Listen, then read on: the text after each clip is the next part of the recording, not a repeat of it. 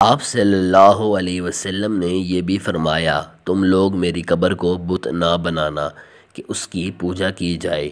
پھر آپ صلی اللہ علیہ وسلم نے اپنے آپ کو قصاص کے لیے پیش کیا اور فرمایا، میں نے کسی کی پیٹھ پر کوڑا مارا ہو تو میری پیٹھ حاضر ہے اور وہ بدلہ لے لے، اور اگر کسی کی آبرو ریزی کی ہو تو میری آبرو حاضر ہے، وہ بدلہ لے لے۔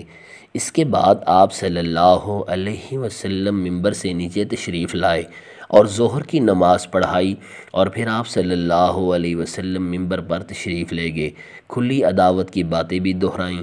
اتنے میں ایک شخص نے عرض کیا، آپ صلی اللہ علیہ وسلم کے ذمہ میرے 3 درہم ہیں۔ آپ صلی اللہ علیہ وسلم نے فضل بن عباس سے فرمایا کہ انہیں ادا کر دو۔ پھر آپ صلی اللہ علیہ وسلم نے انصار صحابہ کرام رضی اللہ عنہم کے بارے میں وصیت فرمائی، کیونکہ وہ میرے قلب و جگر ہیں۔ انہوں نے اپنی ذمہ داری پوری کر دی ہے، مگر ان کے حقوق باقی رہ گئے ہیں، لہٰذا ان کے نیکوکار سے قبول کرنا اور ان کے خطا کار سے درگزر کرنا۔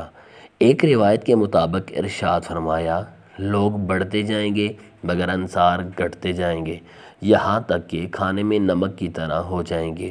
رسول اللہ صلی اللہ علیہ وسلم خطبہ ارشاد فرما رہے ہیں، آپ صلی اللہ علیہ وسلم کے محب صادق سیدنا ابو بکر صدیق رضی اللہ عنہ خطبے کے اشاروں اور کنایوں سے اندازہ کرتے ہیں کہ جناب حبیب کریم صلی اللہ علیہ وسلم کی رحلت کا وقت قریب آ پہنچا ہے، اور ان کی آنکھوں سے بے اختیار آنسو روا ہو جاتے ہیں۔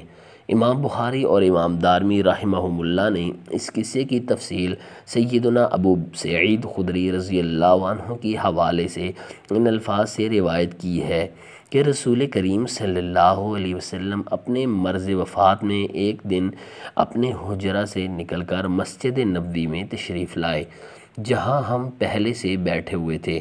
اس وقت آپ صلی اللہ علیہ وسلم نے اپنے سر کو کپڑا باندھ رکھا تھا، جیسا کہ درد سر کا مریض اپنے سر کو باندھے رکھتا ہے۔ پھر آپ صلی اللہ علیہ وسلم ممبر کی طرف چلے اور اس پر کھڑے ہوئے۔ آپ صلی اللہ علیہ وسلم کے ساتھ ہم بھی آگے بڑھ کر آپ صلی اللہ علیہ وسلم کے سامنے بیٹھ گئے۔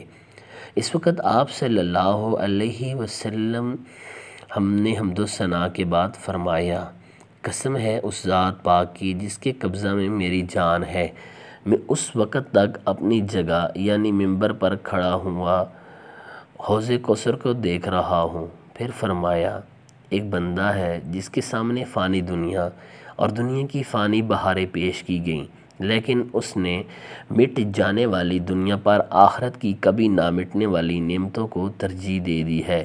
حضرت ابو سعید رضی اللہ عنہ کہتے ہیں کہ سرشاد گرامی کے رمز سوائے ابو بکر کے کوئی نہ سمجھ سکا۔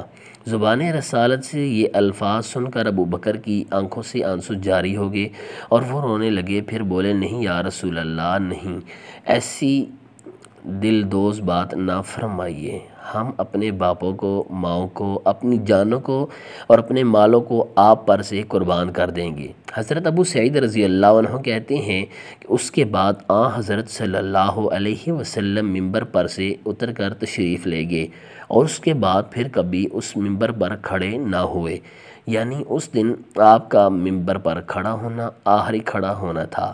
اس خطبے میں آپ نے یہ بھی فرمایا، مجھ پر اپنی رفاقت اور مال میں سب سے زیادہ صاحب احسان حضرت ابو بکر صدیق رضی اللہ عنہ ہیں۔ اگر میں اپنے رب کے علاوہ کسی اور کو خلیل بناتا تو ابو بکر رضی اللہ عنہ کو بناتا، لیکن ان کے ساتھ اسلام کی اخوت و محبت کا تعلق ہے۔ مسجد نبوی میں کوئی دروازہ نہ چھوڑا جائے مگر اسے لازماً بند کر دیا جائے، سوائے ابو بکر رضی اللہ عنہ کے دروازے۔ محترم ناظرین، وفات النبی صلی اللہ علیہ وسلم کی یہ دوسری قسط ہے، اس کے بعد تیسری قسط انشاءاللہ بیان ہوگی۔ واقعہ جاری اور ساری ویڈیو کو لائک اور شیئر کیجیے، چینل کو سبسکرائب کیجیے۔ اللہ حافظ، السلام علیکم۔